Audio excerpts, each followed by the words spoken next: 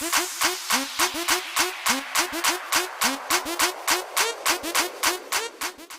everybody, it's Too Blessed. Happy holidays. We gotta talk. I have to tell y'all what happened to me. I have to tell y'all about this sickness I just got over, okay? It is the worst sickness I've ever had, the worst virus I've ever had in my life. I never want to have it again. Right now, I just got a little cold from my husband. He tried to say it wasn't him. It's him because he's sniffing and coughing too. But I would say, let me see, I took some notes, y'all, because so much happened. I took some notes. This started back in September, I would say around September 28th. It was on a Wednesday. I'm going to remember because this was a traumatic experience, y'all. So it was on a Wednesday. I woke up. So Tuesday, fine. Worked, fine. Felt fine. Woke up Wednesday and my throat was hurting. And I'm just like, man, I sat in my bed. I said, I do not feel good. Like I just do not feel good. So I go back to bed, right? This is all on Wednesday. I go back to bed.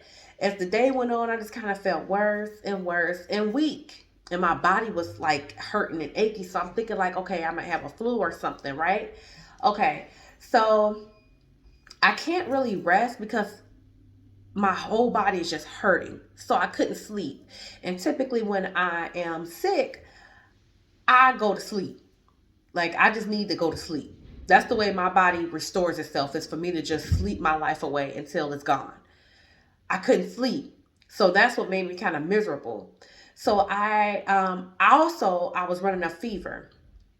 My fever was about 102-ish, around there. So I had been taking like Tylenol and stuff like that. Like I had started taking Tylenol every 4 hours because I think as soon as I got off work, I checked my temperature and it was about 102-ish at that point. 102, yeah, about 102.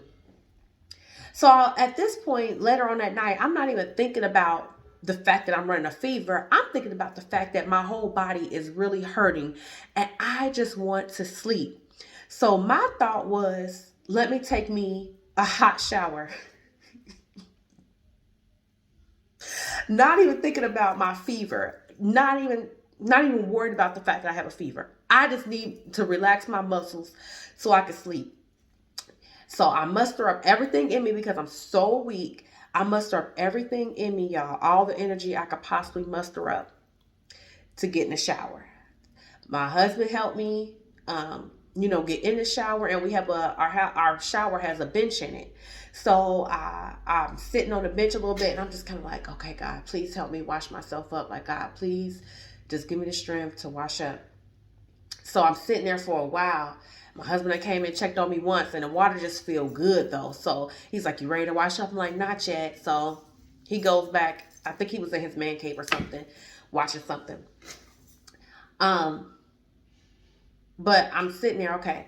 So then I'm like, okay, let me get up and wash up, y'all. I get up and I put the soap on my loofah, and y'all, I'm just so weak, and I'm just like, kind of looking at the walls and stuff.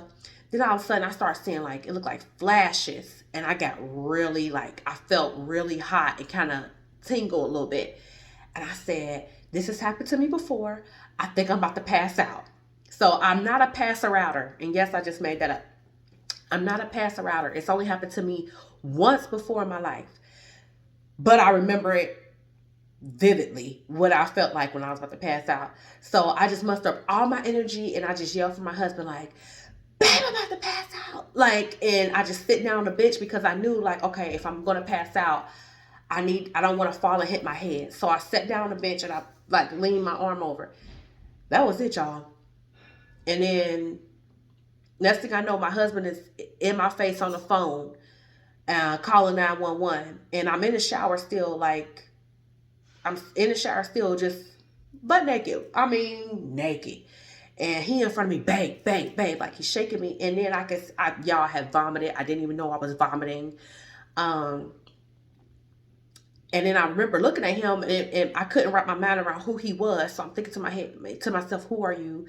I know you. And I'm like, okay, my husband. Like this is just, but at that same time, y'all, I was kind of feeling okay. Like I was feeling okay in my body. I was just coming to. So then I think I passed out again because the next thing I remember is that I could kind of hear him on the phone talking to the ambulance, like not the ambulance, the 911 operator. But then I'm on the bathroom floor, like not the bathroom floor, the shower floor, and I had vomited some more, I guess.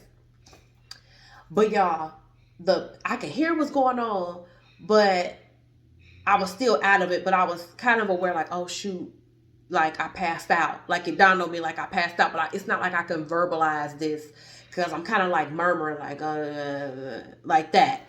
But that was the most peaceful moment. I don't know if my body, I guess it was just my body was in shutdown mode because I just felt so much peace, y'all. There was no pain. I was just like, I can rest. Like if they would have left me there, I could have just slept because now that I think about it, I was probably like half dead because I don't know why I would have felt like this. But my next thing I know, I hear, I'm in and out of it, right? So I can feel myself kind of going like, next thing I know that I see like four people in the bathroom, and that's like the paramedics.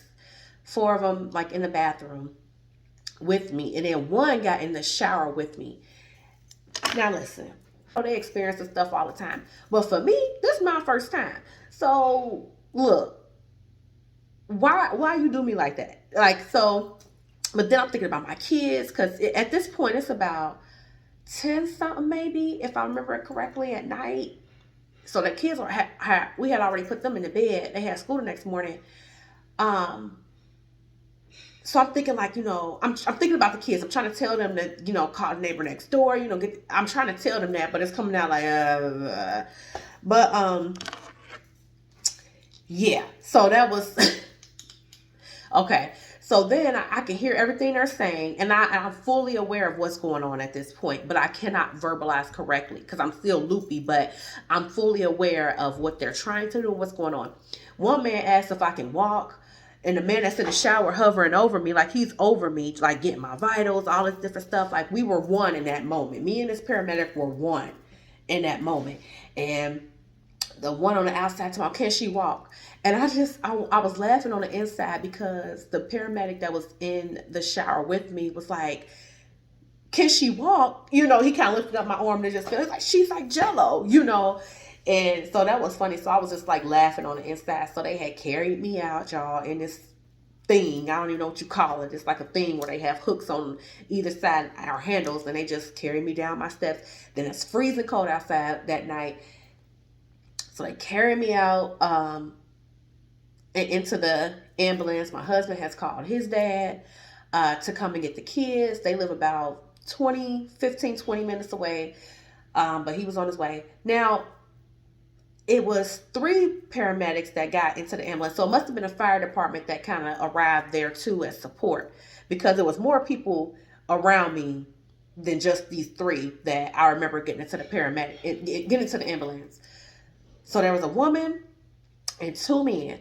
And I heard the main paramedic, I don't know if the other 2 were in training, but the main paramedic, the one who I was one with in the shower, he told the woman to go drive, right? So everybody, first and foremost, I didn't know who was about to drive us because I knew that there were 3 paramedics that had got into the vehicle. Nobody got up front.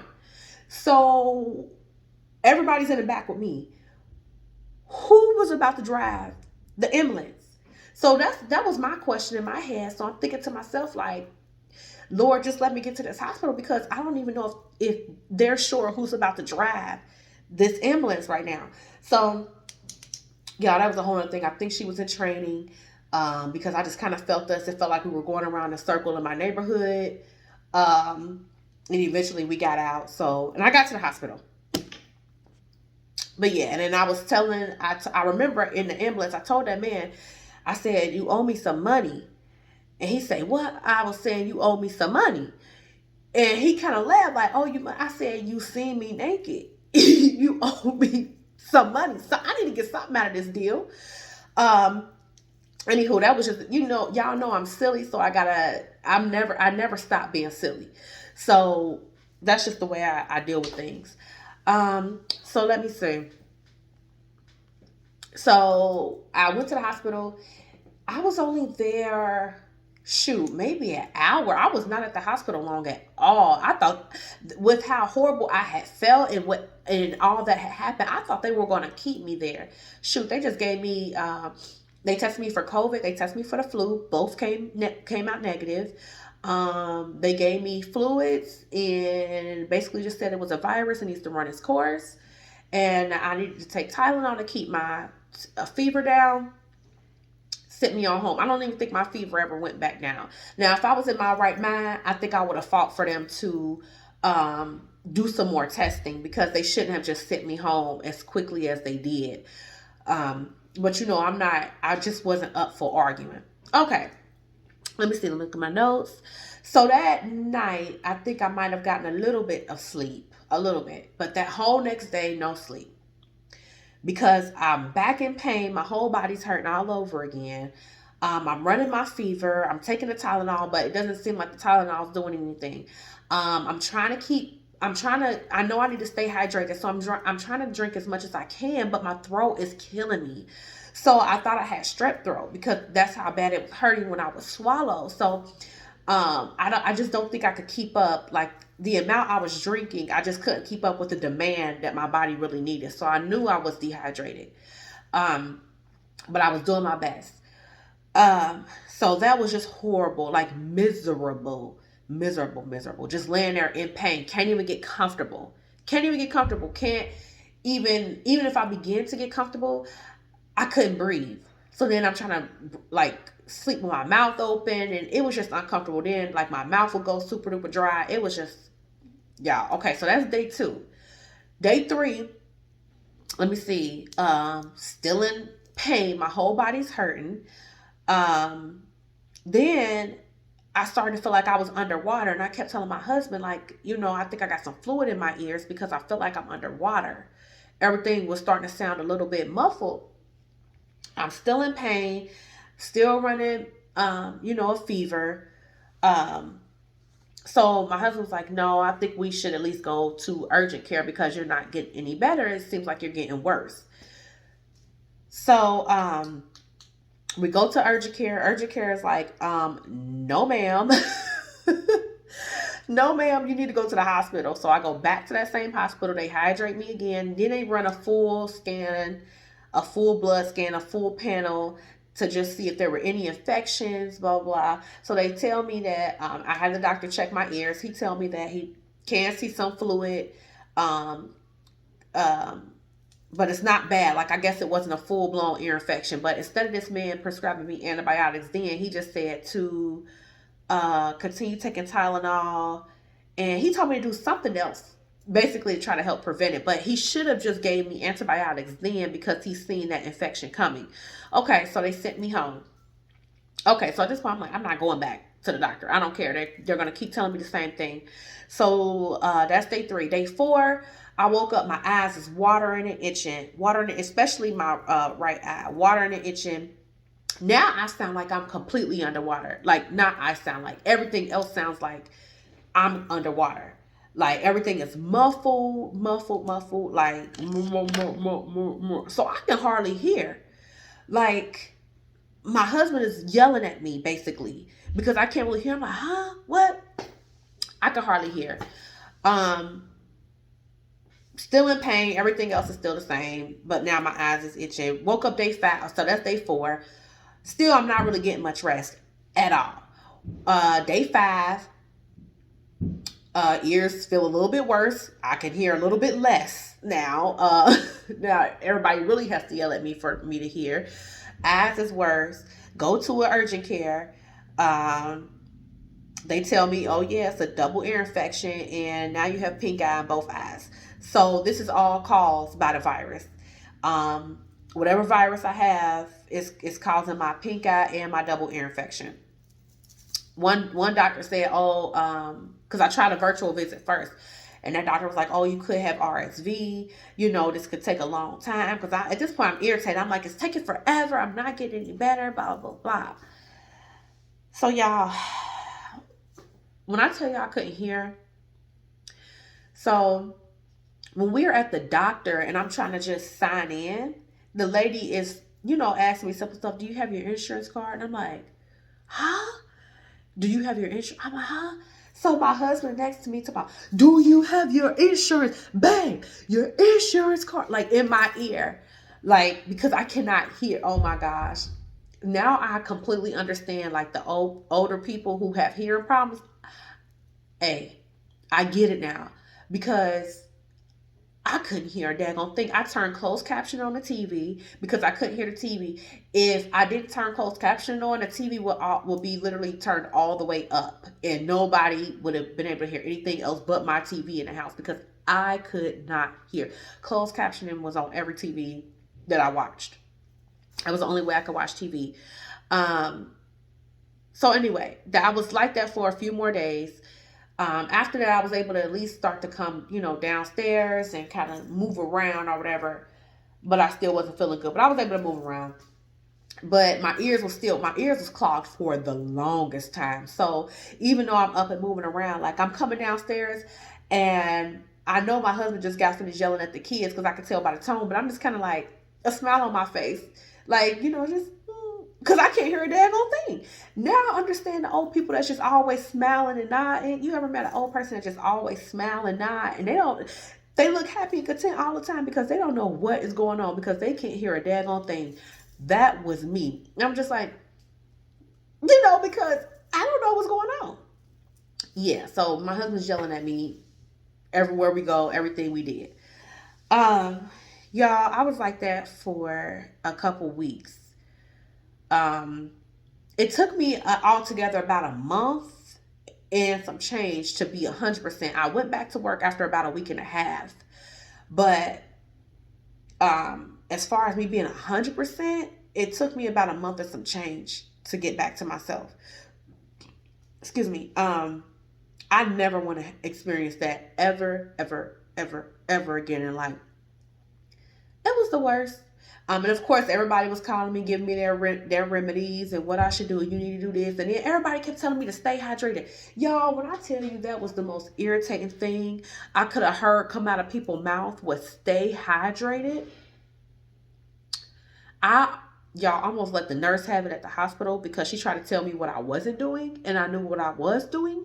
She tried to tell me I wasn't taking Tylenol around the clock. I said I was. It wasn't working, so why continue to take it? If I'm taking it every 4 hours, but every time I check my temperature, I have a fever. Tylenol's not doing anything. I'm still in pain. It's like I'm just taking medicine for no reason. I said I stopped because it wasn't working. Like, and I knew I was mad because my throat was hurting and I was still going off on this lady. Because you're not going to tell me. I said, stop saying that. You're not going to tell me what I didn't do. So then once she realized she had made me mad, then she was like, and then, she was telling me you need to stay hydrated, you're not drinking enough, blah, blah. So then once she realized she had made me mad, I'm starting to go off on her. Then that's when she started trying to rub me. Oh, I know, honey, you just don't feel good. And it's hard to, keep drinking. And everybody just tells you to keep drinking. And you just don't feel good. And, then she want to empathize and sympathize with me. And I'm like, you should have been like this in the beginning. Now I done had to say all of this and go off on you. Now I feel bad because you done told me what I didn't do, and I know what I've been trying to. Yeah, it was a mess. Anywho, that is my story. That's the gist of it. But your girl is back. I'm back. I'm back. I'm back in action. I gotta do something with my hair. I gotta put my lashes on. I need to do my brows, and I'll be good. I'm good. That's all that matters. So I hope y'all have a happy new year, and I hope y'all just had a good Christmas that passed, but I hope y'all have a happy new year. Let's go in here. Let's start fresh. You got this. Leave all the silliness in 2022 and start fresh in 2023. I love y'all, and remember, you are perfectly imperfect. Bye.